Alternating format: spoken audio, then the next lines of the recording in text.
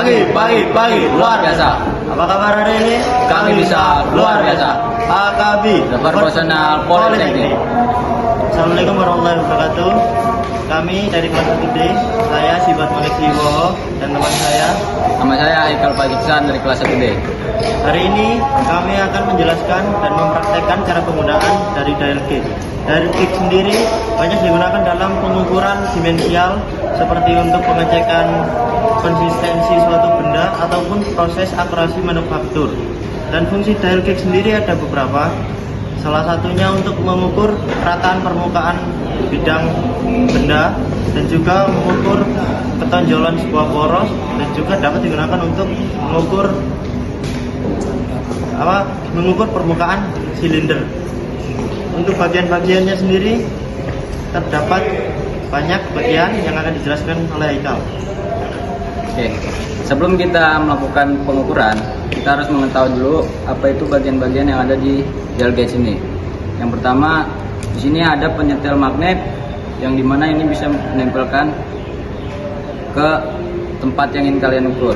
Kemudian di sini ada magnet, di sini batang, dan dua ini adalah pengunci yang bisa kita ubah kemanapun yang kita mau, seperti ini.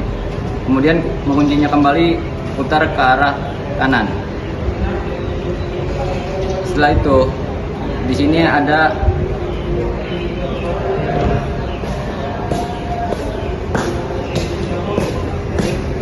outside ring yang dimana di sini untuk kita mengetahui cara mengkalibrasinya apakah sudah benar atau belum. Kemudian di sini ada stem dan di sini ada spindle untuk kita mengkalibrasi. Dan satu lagi adalah body dial gauge. Itu saja. Setelah mengenal bagian-bagian dari dial gauge, mari kita lanjut ke proses pengukurannya. Baik, di sini saya akan mengukur penyimpangan disk pada engine dengan menggunakan dial indikator. Pertama-tama kita posisikan dial indikatornya kepada komponen yang akan kita ukur. Dan jangan lupa untuk mengaktifkan magnetizennya dengan me-on-kan tuas magnetnya agar dial indikator tidak bergerak kemana-mana dan agar tetap di tempat. Lalu jangan lupa untuk mengunci beam locknya agar stand ini dial gauge-nya tidak bergerak kemana-mana. Dan setelah semuanya terposisikan, kita posisikan dial gauge-nya 90 derajat karena itu adalah syarat untuk mengukur menggunakan dial indikator. Setelah itu kita kalibrasi skala utamanya di angka 0, tetapi ini kita kalibrasi di angka 1, tapi itu artinya 0.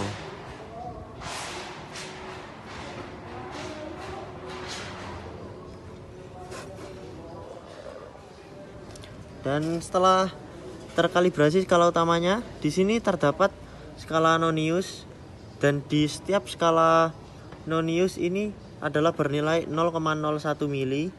Dan jika skala nonius ini sudah berputar satu putaran, maka itu akan memiliki nilai 1 mili yang akan mengubah skala utamanya ini dengan satu strip juga.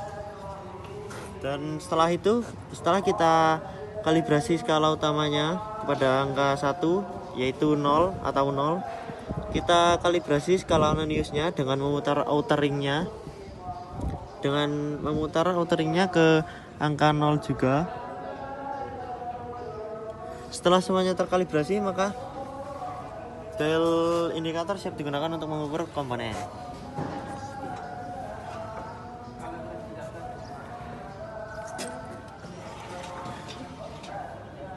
Untuk pertama-tama kita posisikan sebagai penitik agar kita tahu itu satu putaran, dan kita kalibrasi lagi.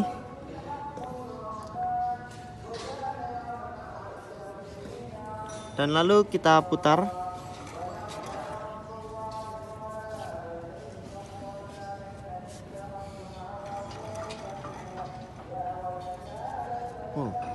Di seperempat putaran pada di sini terdapat nilai penyimpangan yang cukup tinggi, yaitu minus 20 mili, minus 0,20 mm.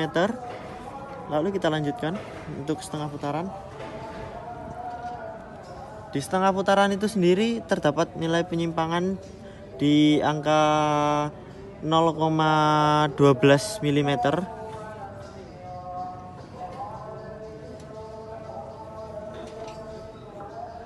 Lalu di 1/8 putaran pada disk terdapat nilai penyimpangan sebesar 0,3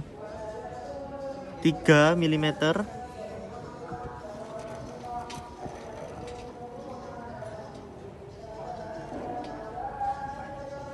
Wah. Dan untuk penyimpangan satu putaran penuh tadi terdapat lampauan yang sangat jauh, yaitu sebesar minus 0,23 mm. Dan sekian untuk pengukuran dial indikator yang saya lakukan. Terima kasih.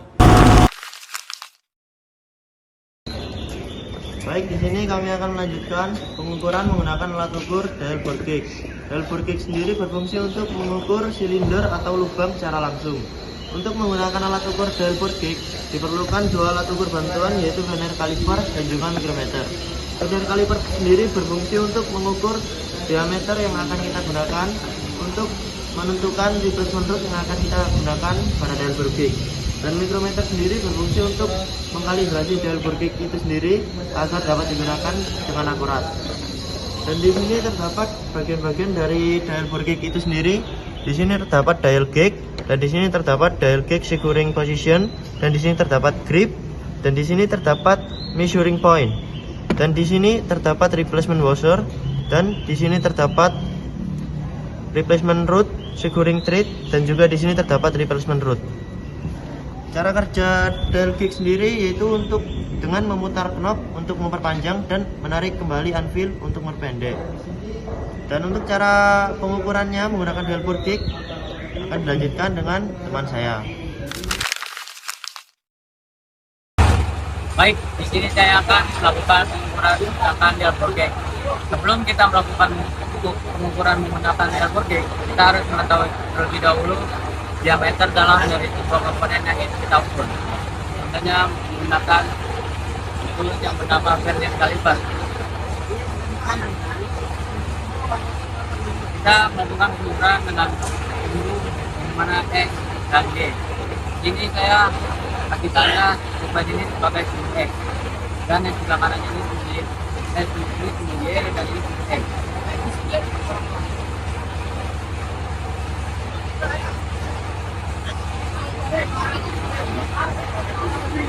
Untuk pas dapat kita gunakan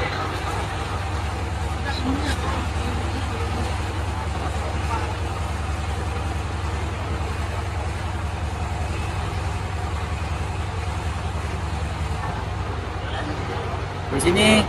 Lihat bahwa hasil pengukuran di angka 93,50. Lanjut kita ukur atau kita melakukan pengukuran menggunakan dial bore gauge. Setelah kita mengetahui diameter dalam dari sebuah komponen yang kita ukur, kita bulatkan menjadi 94 supaya pada saat kita kalibrasi kita lebih mudah. Cara pemasangan dial bore gauge yang ingin kita harus tahu dulu salah-salahnya. Ini yang namanya grip. Di sini pressure point, yang ini replacement root, dan ini replacement washer, dan ini dial gauge. Oke. Nah, dan kita sudah mulai kita berapa atau kita pasang ukuran replacement washer, replacement root sesuai dengan hasil yang kita ukur. Dengan di sini saya menggunakan 95 dan ditambah dengan replacement washer dengan ukuran 3.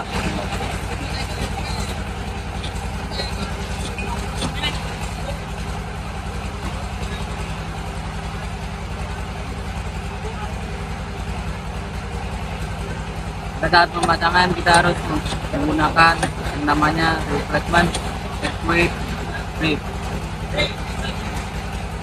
Sebelum itu kita harus kalibrasi. Kalibrasi yang namanya dial gauge. Di sini kan terlihat bahwa skala utamanya jauh dari angka 0 dan kita harus jarum pendeknya ini di skala utama harus di angka 0 pas. Hanya seperti itu.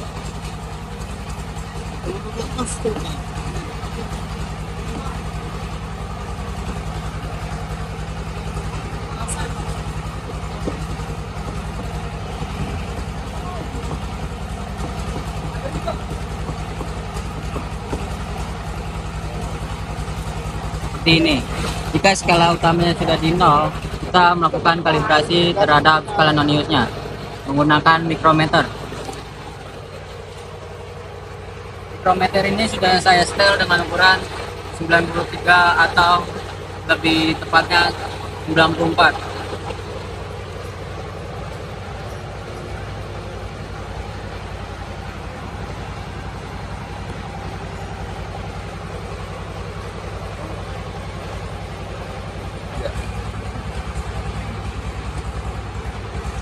Bentar, belum terkendali.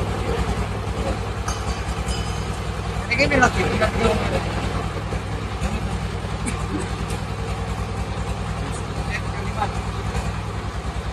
Jika skala non-iusnya sudah tepat di jarum 0, maka kita harus selanjutnya melakukan pengukuran ke komponen yang ingin kita ukur. Ya. Di sini saya akan melakukan pengukuran dengan 3 posisi, yang dimana di atas, bagian tengah, dan bagian bawah. Ini saya akan melakukan pengukuran yang bagian atas.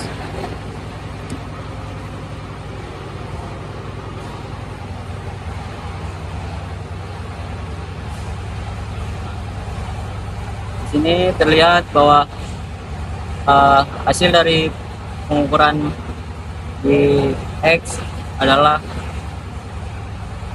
0,61 mm. Selanjutnya ke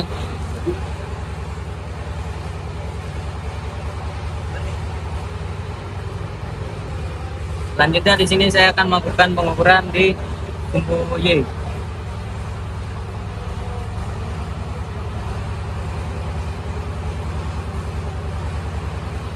Ini sumbu Y, lihat bahwa hasil pengukuran di 0,62 mm yang di bagian atas.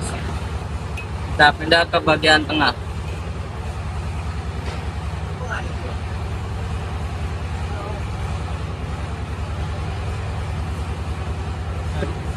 Di sini di bagian tengah sumbu Y, lihat hasil pengukuran di 0,74 mm. Selanjutnya ke sumbu X bagian tengah.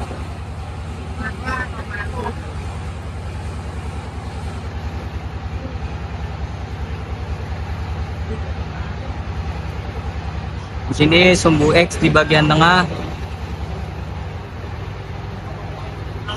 sama ya, hasil pengukurannya yaitu 0,74 mm.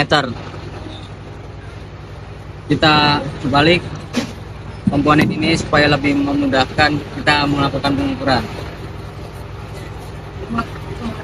Untuk bagian bawah kita melakukan pengukuran di sumbu Y dulu.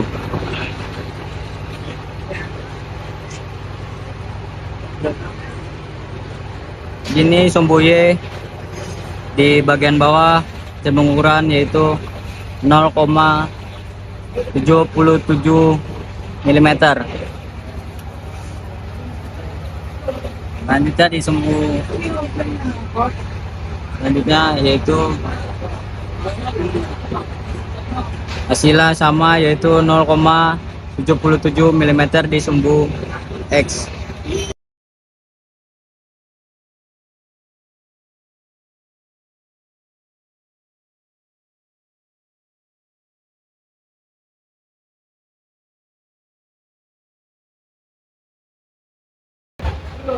Oke, itu saja pengukuran dial bord gauge dari saya. Wassalamualaikum warahmatullahi wabarakatuh.